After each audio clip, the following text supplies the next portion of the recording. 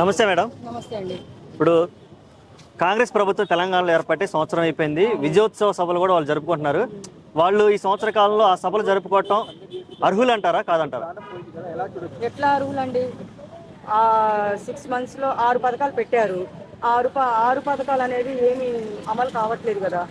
నేను కూడా ప్రజాభవన్లో అందరి కోసము ప్రజాభవన్ దగ్గర అందరి కోసం పేదవాళ్ళ కోసం సోషల్ వర్కర్గా చేశాను. కానీ పేదవాళ్ళు డిసప్పాయింట్ అవుతున్నారు. మాకు ఏమి రావట్లేదు, రేషన్ కార్డులు లేవు, ఇల్లు లేవు, డబల్ బెడ్రూమ్స్ లేవు, ఆరోగ్యశ్రీ కార్డు మాకు లేదు. కొంతమంది చనిపోతున్నారు కూడా ఆరోగ్యశ్రీ కార్డు లేక. రేషన్ కార్డు ఉంటే ఆరోగ్యశ్రీ వస్తుంది కదా, మరి అది కూడా లేదు చాలా మందికి. దానివల్ల ఎంతమంది బాధపడుతున్నారు.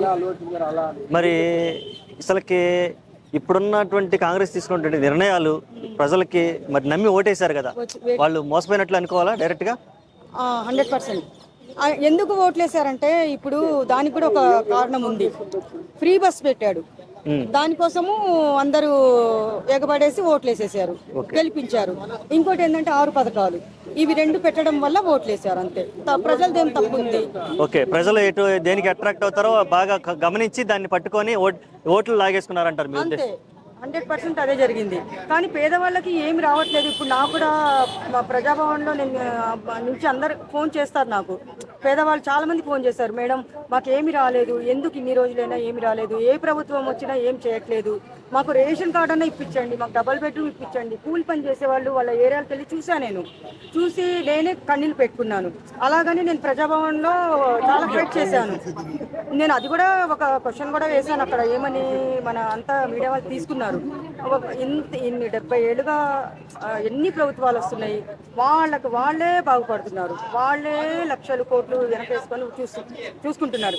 ఏం చేశారు పేదవాళ్ళకి? చూపించండి, నేను తీసుకోపోతాను మిమ్మల్ని. ఎవ్వరికి ఏం చేయలేదు.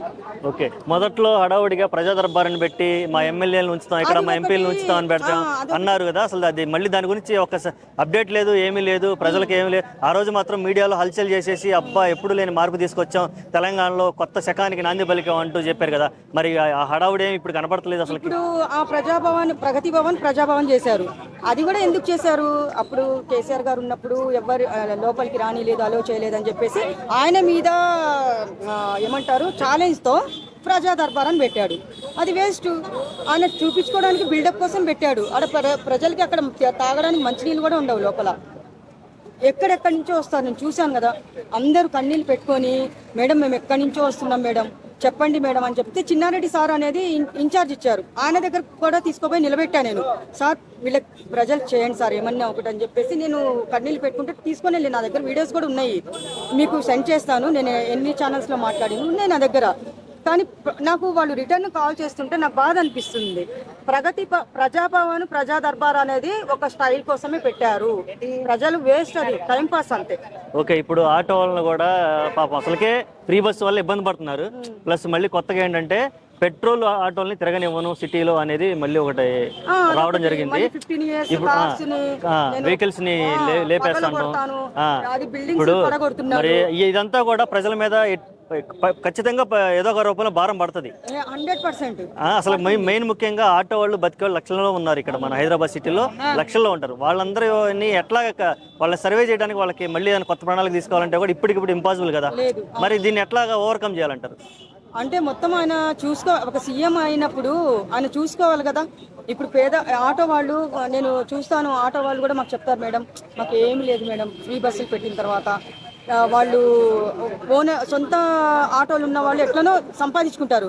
ఇప్పుడు ఓనర్స్ దగ్గర నుంచి తెచ్చుకున్న ఆటో వాళ్ళు పిల్లల్ని సాకాలి, రెంట్లు కట్టుకోవాలి. వాళ్ళకి ఎంత కష్టపడుతున్నారు వాళ్ళు. అదేమన్నా చూస్తున్నారా? వచ్చి జనాల్లోకి వచ్చి చూడమని చెప్పండి. ఎంతసేపు వాళ్ళ మీద పగ, వీళ్ళ మీద పగ, టీఆర్ఎస్ ప్రభుత్వము, ఆ కేసీఆర్ మీద, వాళ్ళ మీద ఏడవడం ఎందుకు? అది ఏదో ఏడ్చేదేదో ప్రజల మీద చూపించచ్చు కదా, జాలి అంటున్నా నేను. ఓకే, అంటే టోటల్గా ఈ 1 year ఫెయిల్యూర్ అంటారు కాంగ్రెస్ ప్రభుత్వం? ఫెయిల్యూరే ఇంకా నాకు తెలిసి. 6 months అన్నారు.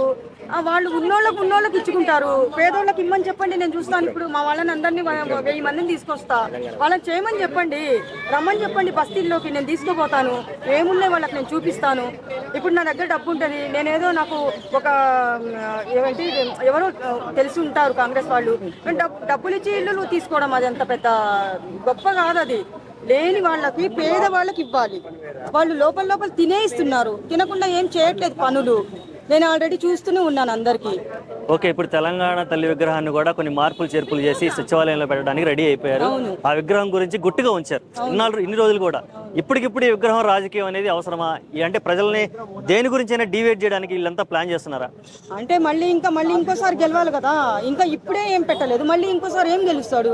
ఇప్పుడు చేయమని చెప్పండి. ఆయనకి 6 నెలలు అయిపోయింది, 1 ఇయర్ రేపుతో 1 ఇయర్ అనుకుంటా అయిపోతుంది. ఇప్పుడు పెట్టమని చెప్పండి, ఆయనకి పథకాలు ఇమ్మని చెప్పండి. ఇస్తే ఆయన చెప్పిన మాట ప్రకారం ఉన్నారు అంటే రేవంత్ అన్న కూడా మళ్ళీ నెక్స్ట్ వచ్చే ఛాన్స్ ఉంటుంది. ఇప్పుడే ప్రజల్ని ఏడిపిస్తున్నాడు. ఎందుకు ఊరికి ఏడిపించడము? అదే నాకు నచ్చలేదు. Okay madam, thank you so much.